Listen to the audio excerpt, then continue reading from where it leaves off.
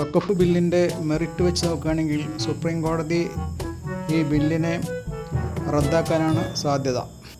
Supreme കോടതിയിൽ എത്തിയിട്ടുള്ള പരാതികളിൽ എല്ലാ മുസ്ലിം സംഘടനകളും യാതൊരു വ്യത്യാസമില്ലാതെ ചേർന്നിട്ടുണ്ട്.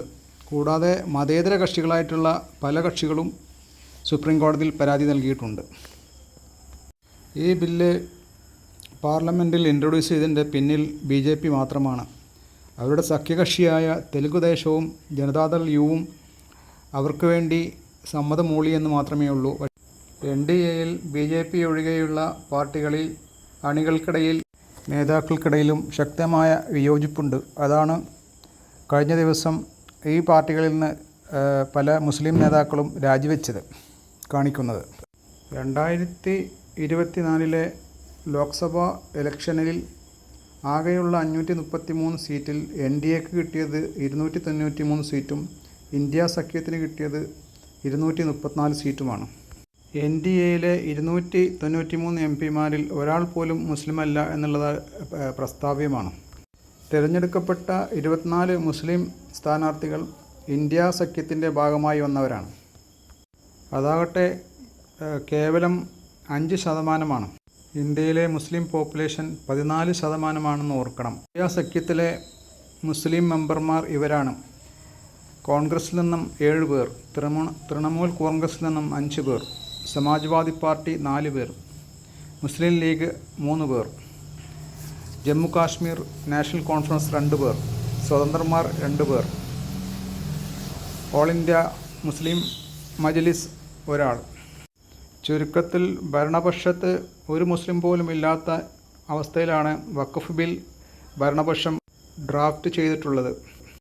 ഇതിനെ തുടർന്നുള്ള ബഹളങ്ങൾക്കിടയിലാണ് ജോയിൻറ്റ് പാർലമെൻ്ററി കമ്മിറ്റിയെ നിയോഗിച്ചത്. പക്ഷേ അവിടെയും ഏകാധിപത്യപരമായ പെരുമാറ്റമായിരുന്നു കേന്ദ്ര ഗവൺമെൻറ്റിൻ്റെ ഭാഗത്തുനിന്നുണ്ടായത്. പ്രതിപക്ഷത്തുനിന്നും അവതരിപ്പിച്ച ഭേദഗതികളെല്ലാം വോട്ടിനിട്ട് തള്ളുകയായിരുന്നു. 14% വരുന്ന ഇന്ത്യൻ മുസ്ലിങ്ങളുടെ പൊതുസ്വത്താണ് വഖഫ്.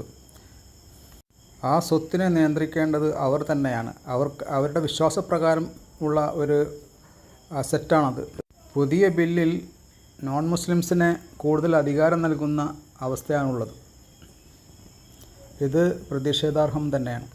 മുസ്ലിമായ ഒരാൾ തൻ്റെ സംശുദ്ധമായ സ്വത്ത് ദൈവമാർഗത്തിലേക്ക് മാറ്റിവെക്കുന്നതാണ് വഖഫ്. അത് പിടിച്ചെടുത്തതോ തട്ടിപ്പിലൂടെ എടുത്തതോ ഒന്നും ആവാൻ പാടില്ല. ഹലാലായ വസ്തുവായിരിക്കണം.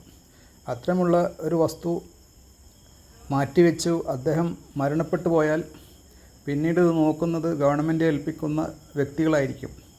അവരിൽ വരുന്ന പാകപ്പിഴവുകളാണ് മറ്റുള്ളവർ ഈ ഭൂമി കയ്യേറാൻ ഇടവരുന്നത്. പിന്നീട് ഭൂമി കയ്യേറിയവരും ഭൂമിയുടെ മേൽനോട്ടമുള്ള വഖഫ് ബോർഡും തമ്മിലാണ് നിയമയുദ്ധം നടക്കുന്നത്. അല്ലാതെ വഖഫ് ബോർഡ് ആരുടെയും സ്വത്ത് കവരുന്നില്ല.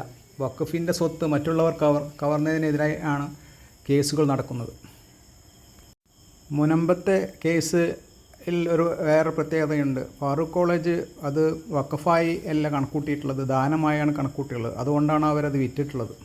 എന്നാൽ സേട്ട് നൽകിയ വസിയത്ത് ആധാരത്തിൽ 2 സ്ഥലത്ത് വഖഫ് എന്ന് എഴുതിയിട്ടുണ്ട്. സാധാരണ മുസ്ലിങ്ങൾ വഖഫായാണ് നൽകുന്നത്. വഖഫല്ല ദാനമാണെങ്കിൽ അതിൽ വഖഫ് എന്ന് എഴുതേണ്ട ആവശ്യമില്ല. അതുകൊണ്ടാണ് ഇതുവരെയുള്ള കോടതി വിധികൾ കേരള ഹൈക്കോടതി ഉൾപ്പെടെ വഖഫ് ആണ് എന്ന് പറഞ്ഞിട്ടുള്ളത്.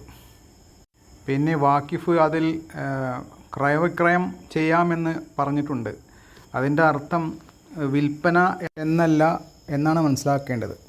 വിൽപ്പനയായിരുന്നെങ്കിൽ അത് വഖഫ് ചെയ്ത ഒരു വസ്തു വിൽക്കാൻ കഴിയില്ലല്ലോ.